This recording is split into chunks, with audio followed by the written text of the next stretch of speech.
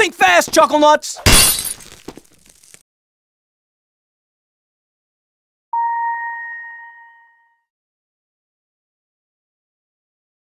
Today's thrilling episode is brought to you in part by Uncle Dill's Dills, a garden sausage. I'm Charles Martinet, and now it's time for Bit.Trip presents Runner 2, Future Legend of Rhythm Alien.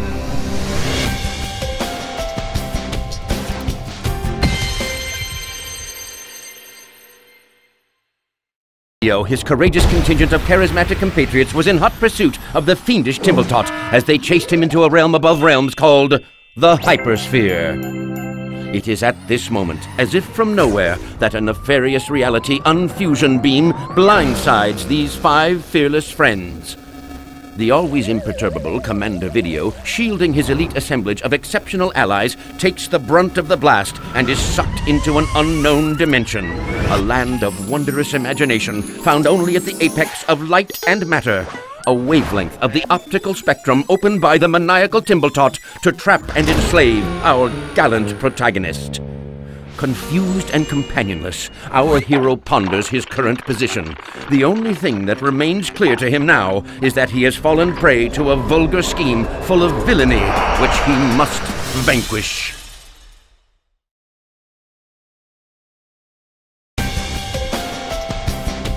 Hello everyone, Praise Good here, and welcome to Think Fast of, hold on, the name's coming up, Bit.Trip presents Runner 2, Future Legend of Rhythm Alien.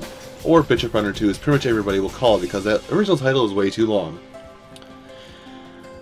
This game is I think it's $15, might be different across different systems, but it is available for PC, Wii U, PS3, Xbox 360, and in the summer, PS Vita. My god, that it's awesome how a game that such a small game that actually started out just as a Wii.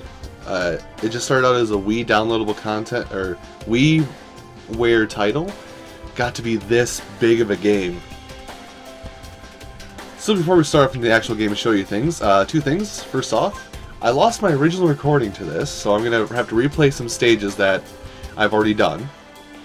For one thing I want to show you here is controls and the settings, so you can see what you can do to fudge around with. Now, the game recommends that you play with the controller, for obvious reasons here. Now, you're not going to do arrows and your number pad along with normal keyboard controls. It's just that these are different ways you can control it, but with a controller, it's a lot simpler, as you can see. Kind of like how Castle Crash is a lot simpler with a controller compared to the keyboard. I'm looking at you, Lucky. Now the settings, there aren't too many of them, but there's just that right amount to let you screw around with what you want to. You can toggle between a full-size screen and a normal screen. I'm playing this in full screen, as you can see here. You can leave it at native aspect, or you can put it down to a window size of whatever the hell you want. Well, pretty much whatever the hell you want. I always turn VSync off when I do videos just because Virtual Sync doesn't really do anything for my computer. It doesn't prevent screen tearing really. And all it really does is just lag my computer.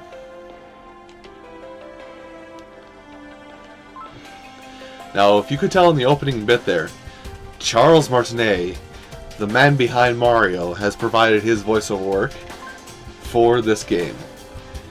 And you do not know how happy that makes me to know that the man and the legend, The Welkin Wonderland, is voicing over quite possibly one of my favorite mini-series, if you will. Now, a few things here that I've unlocked that I'll also show you is that, we'll start here and go to the right, is there are different characters you can unlock and play as, and different costumes for the characters, and they are merely just costumes. They don't really give you any bonuses or anything. So there's Commander Girl, there's that guy, and that thing, and him, and that dude, and person, and some guy. Wow, that's actually kind of cool. But there's also difficulty settings, as you can see popping up at the bottom there. There's difficulty settings, And there's also retro things, which we'll get into a little bit later. But first, let's go ahead and play. Now, for those of you who don't know, Bit.Trip Runner is kind of a rhythm. Realizing the gravity of the situation, Commander Video plummets back through the layers of a once-known reality and into the soft, bulbous bosom of a new one. Unsure of the outcome, but retaining optimism, our hero is guided to his skyward perch and thus begins his stay in the Welkin Wonderland. This game is kind of a rhythm-based game that has a score tech mode. If that makes sense, which it should make sense.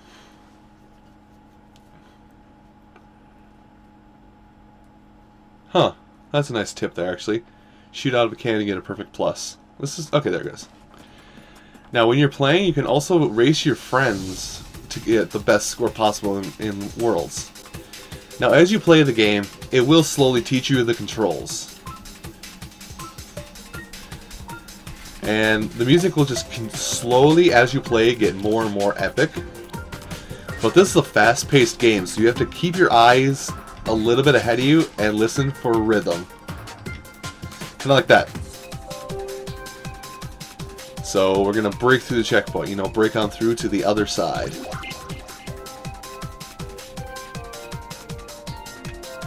Oh!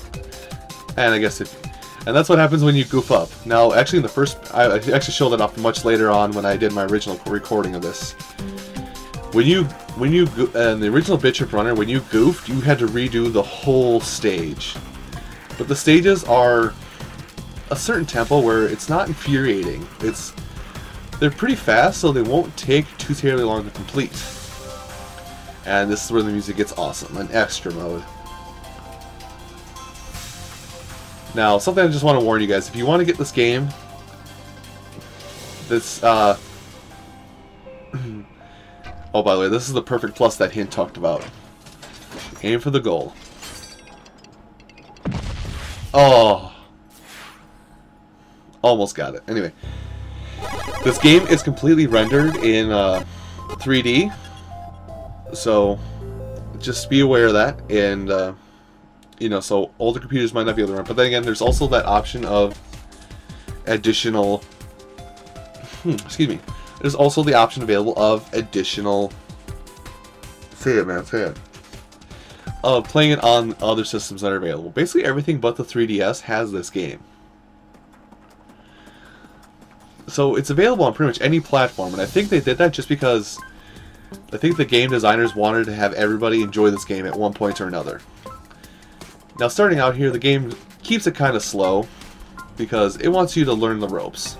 Right now, it's just keeping us on jumping. There's going to be jumping, sliding, kicking, breakdancing, a whole slew of things you'll do in this game.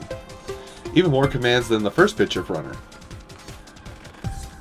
Which, you know, they're it's going to be a bit of like at least what I think, is improving upon something that... improving slightly on something that doesn't really need to be improved upon. Which, everybody can get behind that, you know. Which is why Super Mario Galaxy is such an awesome title. Yeah, you see what I did there? You were about to call my BS saying that Super Mario Galaxy doesn't do anything for a game. Hi, Airplane. I was actually more shocked at this first time because I didn't realize that it was called Plane Travel. But yeah, you were about to call me out and say, "Oh God, the original's always better than the remakes." Now I'm pretty sure everybody out there has played Mario Galaxy and likes Mario Galaxy just as much as they like any of their current Mario games or the older Mario games.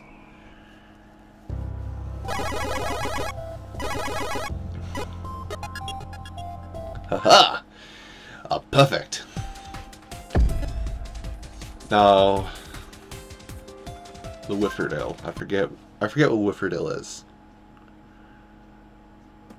Follow the red arrow. Oh, that's what that was. Okay, that's something that's actually going to come up later on. Press A to glide. So here's something new that actually wasn't in the first Bit.Trip Runner, is holding the glide.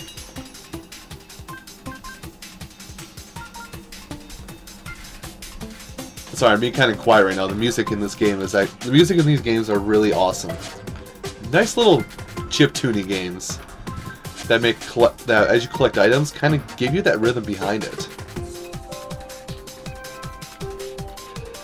But unfortunately, as you gather gold bricks, it gets a little harder to hear the beat just because it kind of mixes it a little more airy, if you will.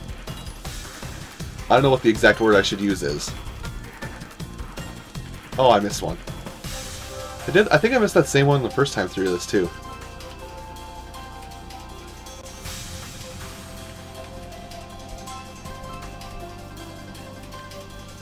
And there it is. The end. Man, I love this game and its music. So there's actually just one or two more things I want to show off here before we finish up. I think actually... Oh yeah, that's one, and I think this is the other. Now, there's two ways to complete a level. Either you can defeat it normal, like I have been doing this whole time, but if something has a retro level hidden within it, you can also complete the retro level to finish the stage. Oh, I was paying attention to the achievements and not what was going on the left here. Good thing I get to restart.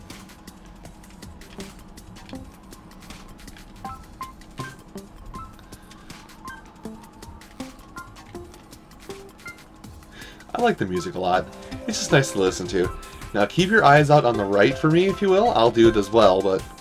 because we're going to see something coming up here that will be that retro exit. Like that. Fall.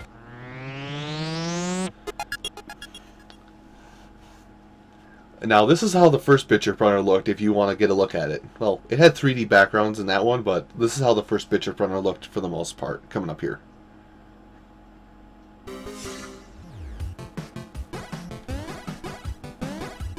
Sounds like something on Dragon Quest.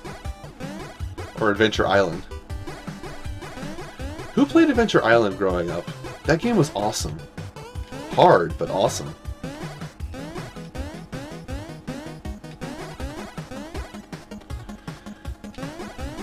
Also, I'm doing a lot better now. I can actually hear the music as it plays.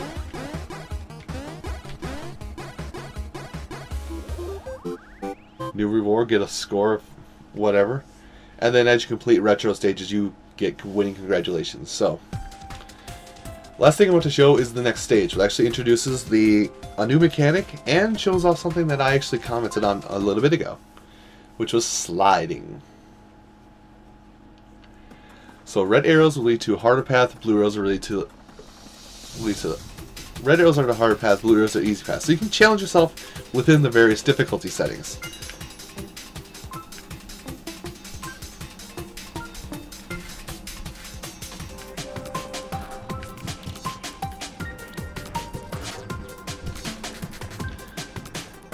Sorry for being quiet. I just love listening to the music in this game.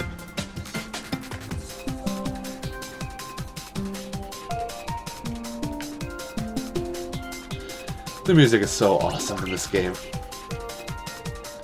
We're going for the harder path. I did this last time too. Oh, I brain fail. Well, now I noticed that if you fail, you lose a little bit of score and have to go back a bit in the stage, so that's your punishment for using a checkpoint and then getting hit. So you can jump over checkpoints if you wish to really skip it.